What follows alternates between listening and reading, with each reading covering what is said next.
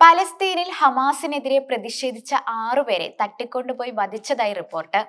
ഗാസയിൽ തട്ടിക്കൊണ്ടുപോയ ആളുകളോട് ഇസ്രയേൽ ചെയ്ത ഏറ്റവും വലിയ ക്രൂരതയാണ് ഇപ്പോൾ പുറം ലോകം അറിയുന്നത്. അവരുടെ എല്ലാ മൃതദേഹങ്ങൾ അതിഭീകരമായ അവസ്ഥയിലാണ് ഇപ്പോൾ കണ്ടെത്തിയിട്ടുള്ളത്. ഇരു കൈകളും ബന്ധിച്ച നിലയിലായിരുന്നു കൂട്ടത്തോടെ കുഴിച്ചുമൂടിയ മൃതദേഹങ്ങൾ ഉണ്ടായിരുന്നത്. 100 കണക്കിന് പേർ ഹമാസിനെതിരെ പരസ്യ പ്രതിഷേധവുമായി രംഗത്തിറങ്ങിയതിന് തൊട്ടു പിന്നാലെയാണ് ഇത്തരത്തിലൊരു സംഭവം. കൈകൾ ബന്ധിച്ച ശേഷം ഇവർക്ക് നേരെ വെടി ഉതിർക്കുകയായിരുന്നു.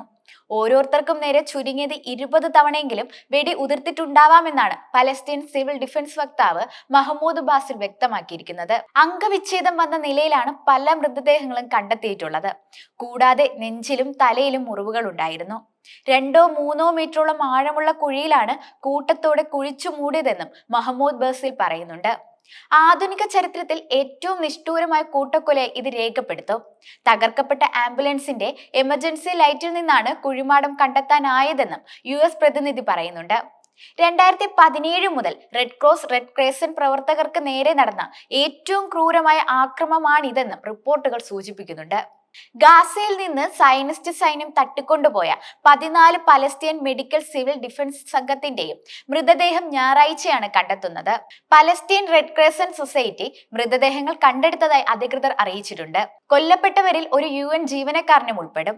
തെക്കൻ ഗാസയിലെ റാഫയ്ക്ക് സമീപം വാഹനത്തിൽ സഞ്ചരിക്കുകയായിരുന്ന മെഡിക്കൽ സംഘത്തെ കൂട്ടക്കൊല ചെയ്ത് ഒരാഴ്ച കഴിയും മുൻപെയാണ് വീണ്ടും പലസ്തീൻ ആരോഗ്യ പ്രവർത്തകർ ഇത്തരത്തിൽ കൊല്ലപ്പെടുന്നത്. കണ്ടെടുത്ത 14 മൃതദേഹങ്ങളിൽ 8 എണ്ണം തങ്ങളുടെ ഡോക്ടർമാരുടേതാണെന്ന് PRCS അറിയിച്ചിട്ടുണ്ട്.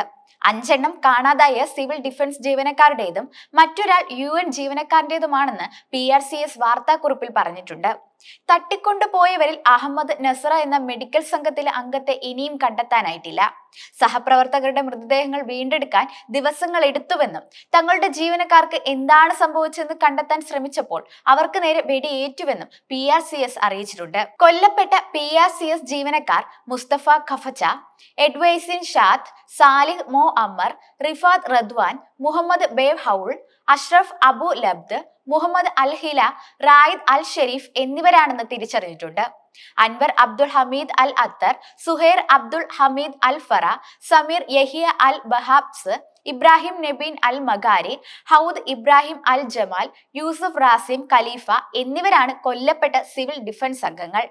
1 വർഷത്തോളം നീണ്ട ഏറ്റുമുട്ടലിനൊടുവിൽ മാത്രം 1/2 ലക്ഷം പേരാണ് ഇതുവരെ കൊല്ലപ്പെട്ടത്. ഇതിനു പിന്നാലെയാണ് സമീപകാല ചരിത്രത്തിലെ ഏറ്റവും ശക്തമായ ഹമാസ് വിരുദ്ധ പ്രതിഷേധത്തിന് ഗാസ സാക്ഷിയായത്. ഹമാസ് ഗാസയുടെ അധികാരം ഒഴിയണമെന്നാവശ്യപ്പെട്ട് സ്ത്രീകളും പുരുഷന്മാരും അടക്കം സമരരംഗത്തിറങ്ങിയിട്ടുമുണ്ട്. ഈ പ്രതിഷേധം കെട്ടടങ്ങി ദിവസങ്ങൾക്ക് ശേഷമാണ് ഗാസയിൽ നിന്ന് ആളുകളെ കാണാതായി തുടങ്ങിയത്. സോഷ്യൽ മീഡിയയിലൂടെ പ്രതിഷേധത്തിന് ആഹ്വാനം ചെയ്യുകയും ഹമാസിനെതിരെ ശബ്ദിക്കുകയും ചെയ്ത 22 വയസ്സുകാരനായ ഒഡേ നാസർ അൽ റബെ കൊല്ലപ്പെട്ടവരിൽ ഒരാളാണ്. ഇയാളെ തട്ടിക്കൊണ്ടുപോയ ശേഷം ക്രൂരമായി മർദ്ദിച്ച് കൊലപ്പെടുത്തി ഗാസ സിറ്റിയിലെ ടെൻ അൽ ഹവായിലെ വീട്ടുമുറ്റത്ത് മൃതദേഹം ഉപേക്ഷിച്ചിരുന്നു. ഗാസയിലെ നസ്രത്ത് അഭയാർത്ഥി ക്യാമ്പിൽ 22-കാരനായ മറ്റൊരു യുവാവിനെ 2 കാലുകളിലും വെടിയുതിർത്ത ശേഷം പരസ്യമായി കൊലപ്പെടുത്തിയതായും റിപ്പോർട്ടുകളുണ്ട്. ഈ വാർത്തകൾ ആയുധമാക്കിയിരിക്കുകയാണ് ഇപ്പോൾ ഇസ്രയേൽ. ലോകമാകെ ഹമാസിനെതിരായ പ്രചരണത്തിന് ഇത് ഇസ്രയേൽ ഉപയോഗിക്കുന്നുമുണ്ട്.